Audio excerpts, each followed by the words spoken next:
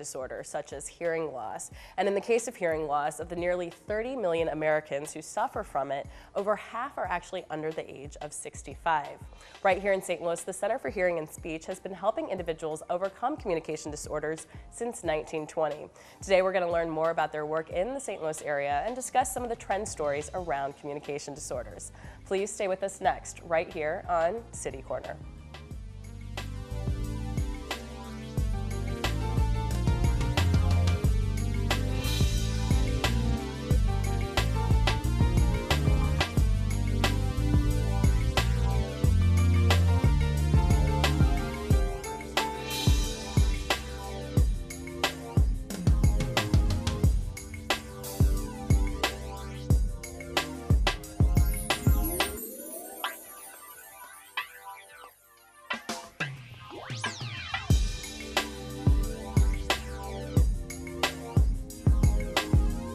Hi, I'm Sarah Thompson and welcome to City Corner.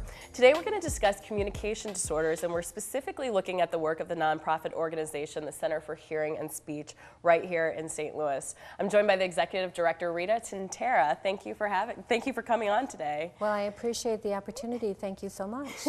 So we've got a lot to cover today. I thought what we could talk about first is when we talk about communication disorders, it's such a sort of broad term.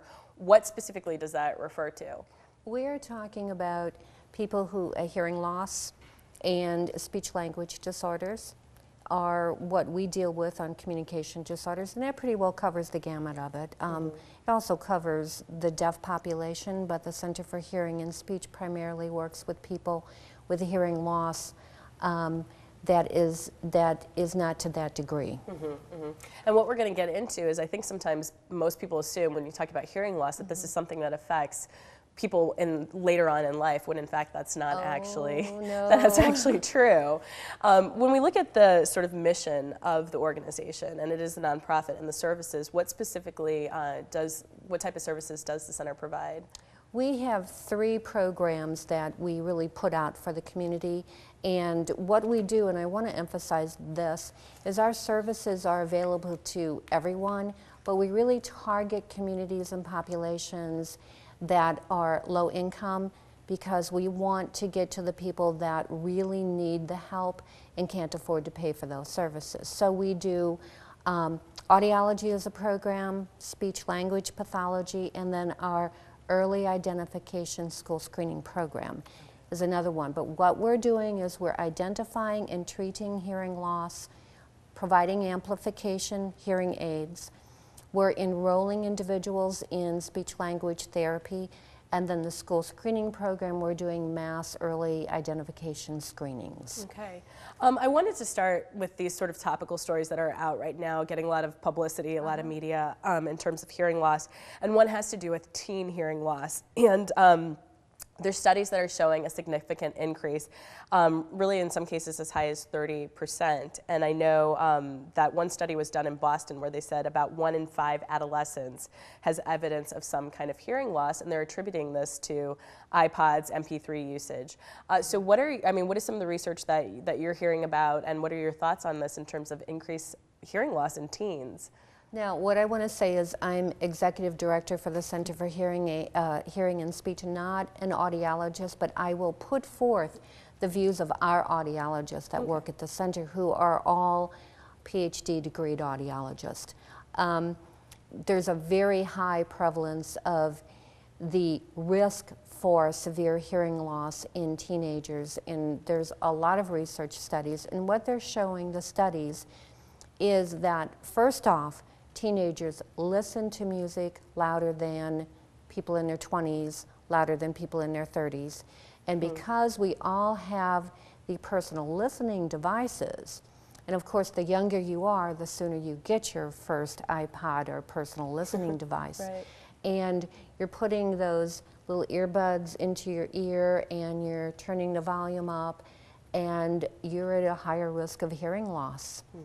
And I will say that 25% of teens, 13 to 18, are at a high risk for severe hearing loss. Doesn't mean they have it, but they're putting themselves at a high risk for that loss. But the studies do show that hearing loss has been increased. There was a research study done that looked like from the late 80s into the mid 90s, and then in the early like 2000 to 2008 they were doing the comparison studies. So there was a 31% increase in hearing loss in teenagers. The significant part of it is when you're looking at the more severe hearing loss, like a loss of 25 decibels or greater, that increase, there was a 77% increase in the incident of that more severe hearing loss. Wow. Yeah, no, I mean, it's like with technology, it's like so many things are the pros and the cons, and I think, you know, unfortunately the downside of from headphones now to the actual buds, as you were mentioning, that we place in our ears, it's having its effect. What are some of the tips to prevent damage, prevent further damage in this case amongst teens? Well, let's just talk about the personal listening devices, because that's really where the spotlight is on right now. They are not bad devices if they're used properly. It's like almost everything. And if you've got a teenager or even a younger child with a personal listening device, if you can hear the music, say from the distance between the two of us, then you know that's too loud and that child needs to get that volume down. Now there is a product that you can buy, and you can buy it from the center, but you can buy it many places. And they're called kids buds. And what they do is you can take these earplugs and you can put them on your child's iPod, and what they do is they do not allow the volume to go above 85 decibels. No matter what you do with the device, it's in the little earbud that goes in your ear that it stops that loudness from getting to your child's ear. So if you've got young children, this is a great alternative. What we're trying to do is to really provide a lot of very targeted education, because research does show that when teenagers are really informed about the benefit of protecting their hearing, they actually do pay attention. When we talk about hearing loss in general, we've just spoken really about teens and something that's kind of occurred in the past decades because of sort of the personal hearing devices and loud music. But just in general, as a parent, and you have a child, and as that child develops, what should you look for if you suspect your child has a hearing loss, or what signs should you look for? Well, let's talk about under a year old first, okay?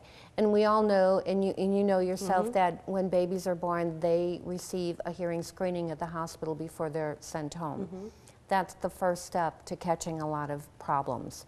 But beyond that, children can develop inner ear problems. They can get fluid behind the eardrum. It happens very frequently, and a lot of times parents don't recognize it. So talking about babies under the age of 1, you just want to see if they have some eye movement when you come into the room. Do they respond to your voice? Do they smile? You know, do they coo a little bit when they hear noises or when they see mom and dad? As you get older, like say 18 months to 2 years, what you're looking for is your child verbalizing? Are they doing 1-2 words? Are they responding if you ask your child to show me your nose? Can they point to their nose? Do they seem to startle if there's a loud noise behind them? It's just really common sense observation of your children. When you get a little bit older into preschool, you really want to watch, are they turning things up? Are they turning TV up?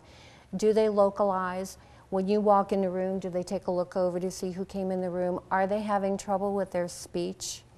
Are they pronouncing their letters correctly? Do they know how to put words together into sentences? All of those things are signs that you might want to have your child's hearing tested. And you actually work with schools. Tell me a bit more about the school's screening program. We do. Last year we screened 10,500 plus children last year alone. What we're doing is we're giving them a vision test to make sure that they can see. We're doing a hearing screening, and we're doing a test of middle ear function called tympanometry. That helps us find those mild undetected hearing ear infections where there's fluid behind the eardrum. And then we can notify families, we notify school administrators, and they get intervention started right away. And what we find through that school screening program, almost everything we do detect is treatable. Okay. So. Well, I know there was on your website too, there was a Today Show story that was done on hearing loss, and it was really on excessive noise being the #1 cause of hearing loss, Yes. not actually aging. And the gentleman that they featured was in his 30s or late 30s. And I want to make it a point that you also work just as much with young people as you do adults. Oh, we So how do absolutely adults do. sort of hear about the center to come in? I mean, how does that community outreach managed? And I will reinforce that we serve people of all ages in audiology. I mean, we put hearing aids on 3-month-old babies. We put them on people who are 105. We have open access. Referrals aren't necessary. People can pick up the telephone. They can give us a call. Certainly, a lot of doctors will refer to us. We also have schools who refer to us, and we do a lot of community outreach into the more impoverished neighborhoods to make sure that people who need our services know that we're here and we're available to help them out. And I also want to talk about, we've been mentioning hearing loss, but also stuttering is sort of under that category of communication disorders. Absolutely. So tell me about briefly your stuttering program. Okay. Our stuttering program is part of our speech language department. We do a lot of work with kids primarily, but we do work with some adults as well. And we do a great job with individuals who stutter. They can be adult stutterers and they can be children who stutter. The earlier we can get a child in who is showing disfluencies, signs of maybe a permanent stuttering disorder, the earlier we get them in, the better chance we have of alleviating that disorder with them altogether.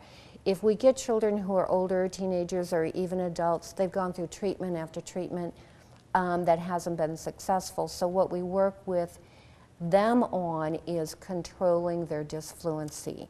And when you've got a really, really strong desire to correct your own challenge that you have, and you got a good speech pathologist working with you, and a lot can be done. Yeah, absolutely. Well, we know that the center has been around. You're celebrating your 90th anniversary, so it's been around since 1920. So we're going to get more into the history of the Center for Hearing and Speech when we return. So please stay with us as we learn more about communication disorders and specifically the work of the Center for Hearing and Speech right here in St. Louis. Stay with us on City Corner.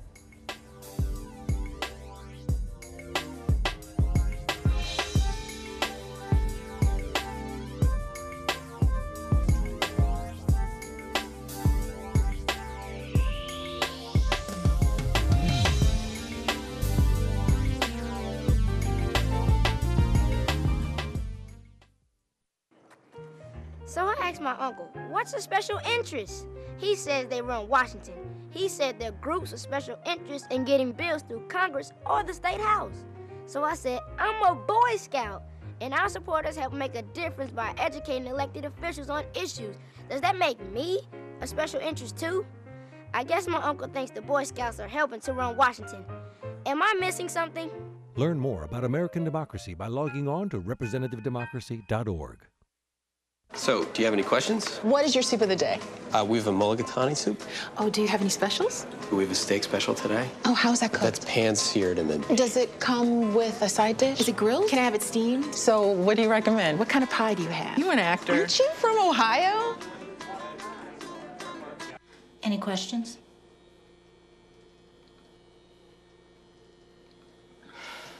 Ask questions. For the 10 questions everyone should know, go to ahrq.gov. A lot of people say government is too messy. Half the people say something's a good idea, and the other half say, well, it's a bad idea. All we hear about is the disagreement, the bickering, the compromises, which can leave a bad taste in our mouths. No wonder so many people are cynical, thinking that nothing good can get done. Actually, messy can be good, like my ice cream sundae.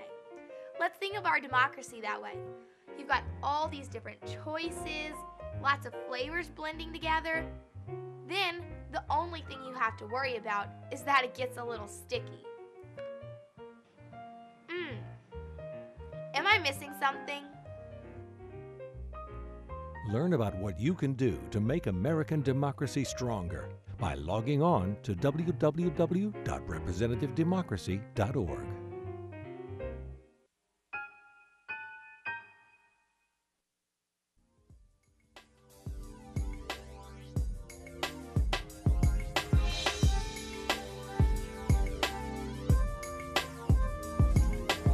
I'm Sarah Thompson, and welcome back to City Corner. Today I'm joined by Rita Tintera. She's the Executive Director for the Center for Hearing and Speech. And today we're talking about the center's work here in St. Louis, as well as communication disorders, and how the center helps individuals overcome communication disorders. So before we took off for break, we were segued into this whole anniversary, 90th anniversary, that the center has been around since 1920. Tell me about sort of the history of the center. It's done some amazing work here in the area. You know, the center was formed in 1920 by a really small group of very hard of hearing young adults. And if you go back, 90 years ago, anything trying to get social engagements and trying to find employment when you've got a severe hearing loss, it was a very difficult thing to do. So they bonded together. They really wanted to just have social activities, but then they started looking at the community education component of it. The center started the first formal lip reading instruction classes at one of the St. Louis City high schools at night. Then as we grew, they decided that we needed to do really some formal clinic work. So we added audiology in for we're doing hearing testing, providing the very old antiquated hearing aids, some of the horns that you see. Really? Yeah. And then what they did were they were helping people find employment. Then in the 50s, we added our speech language program. And then in 1969, we added our school screening program. So over the course of the years, we have really made a huge impact in the lives of thousands of individuals in our metro area. Not too many people know we are around, and so we're happy every time we get an opportunity to talk about what benefit we bring to people who live here. Sure, because I think even one of the statistics that I had you serve each year, 14,000 people annually. Yes. So you're reaching out to a lot of people. Tell me about the project that you did with the Missouri History Museum. Well, I started to look, and I'm not a hoarder, but I hate to throw things away, and I've been with the center since 1970, so a lot of the history is very intimate to me, at least back that far. So we thought this is too valuable. The information is very valuable. We contacted the History Museum and we worked with them. We gave them over all of our archives up to about the last 20 years.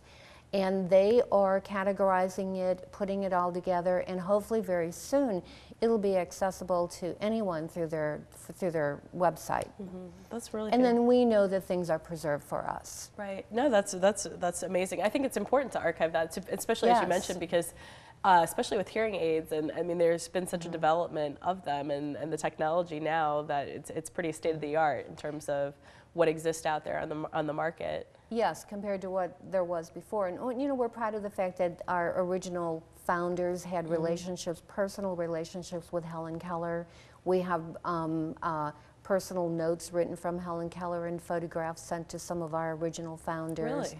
Things from Thomas Edison, things that really make an impact. May has become National Better Hearing and Speech Month, but that started with National Hearing Awareness Week right here in St. Louis with our organization. So we're very proud of what we've been able to accomplish. Yeah, no, I did not know that. That is very interesting. Now, you mentioned you've been with the organization since 1970. You have a very long history with the center. I mean, tell me about how you got started.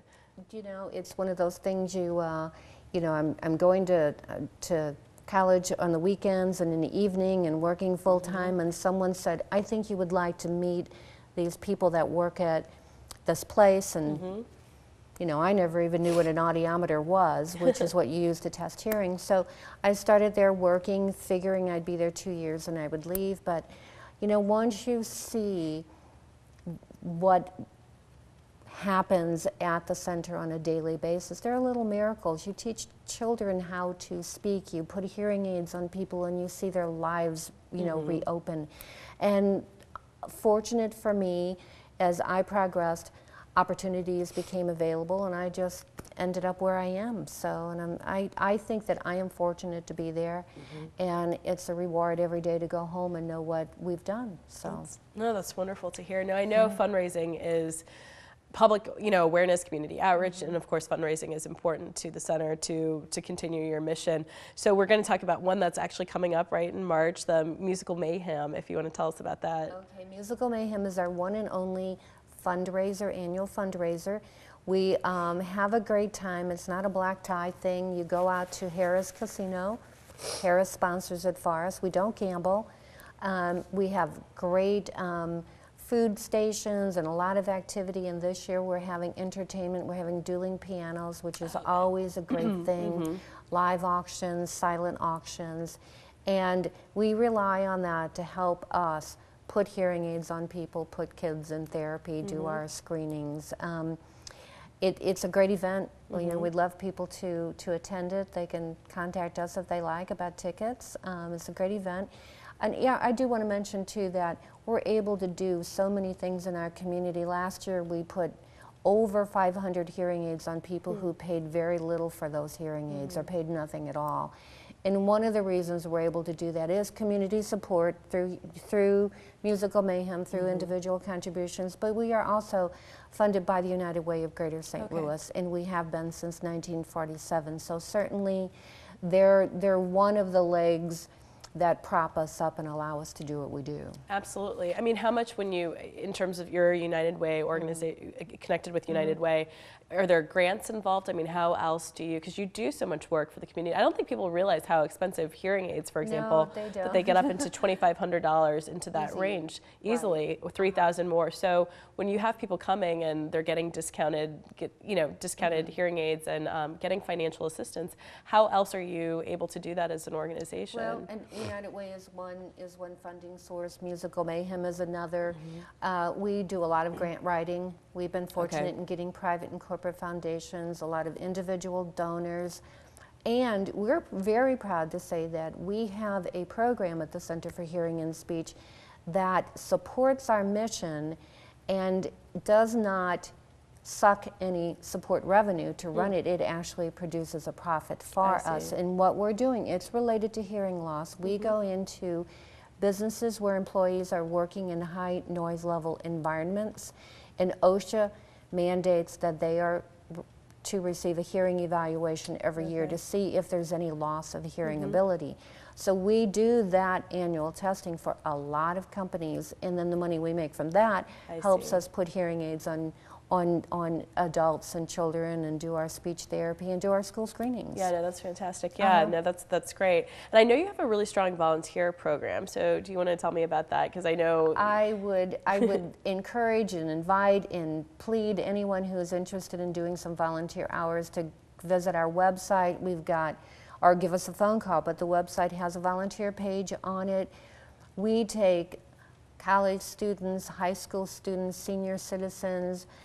This morning I met an incredible professional woman who is in between jobs right now and wants to remain active. She says, I'll give you 20 hours a week and I'll do anything office work that you need to do.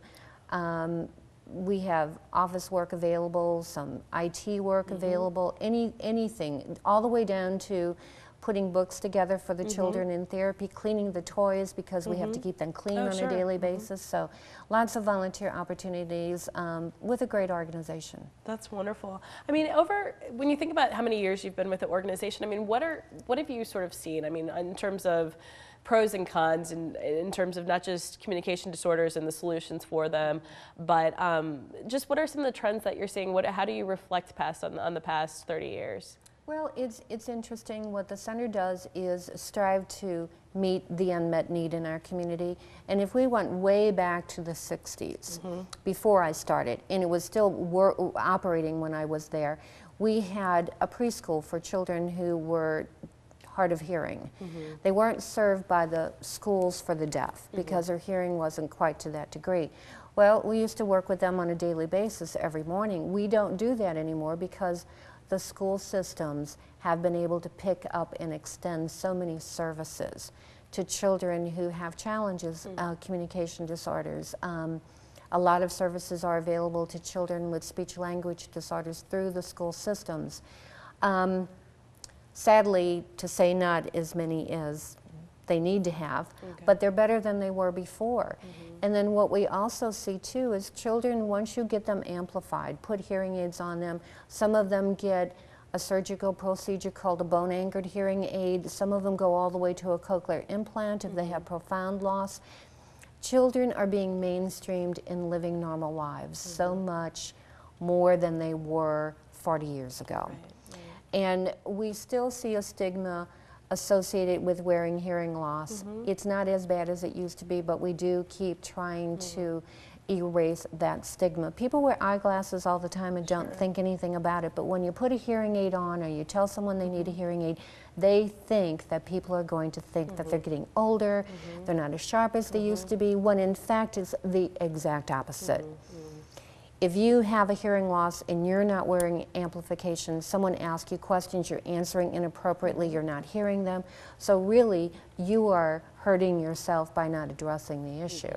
And technology is so much different. You know, you had hearing aids that were huge, and now they're very teeny tiny, you can't even see them hid behind the ear. Right, yeah, I was pretty surprised in some of the research that I was doing to prepare for this that I saw some of the hearing aids, you put them in and they stay in for up to 3 months in your ear. It was one on the Today Show. I don't know which one it was, but there's so many. That's probably the Today Show. They probably have the, you know, all the bells and whistles. But I was pretty surprised just the variety that are out there. The vast majority of degreed audiologists are not going to support that particular that type product, of technology. But technology is good, it's all digital. When you come in to get a hearing aid, we're not pulling one off the shelf and it's already programmed. We actually program each hearing aid specifically to the person that is going to be wearing it.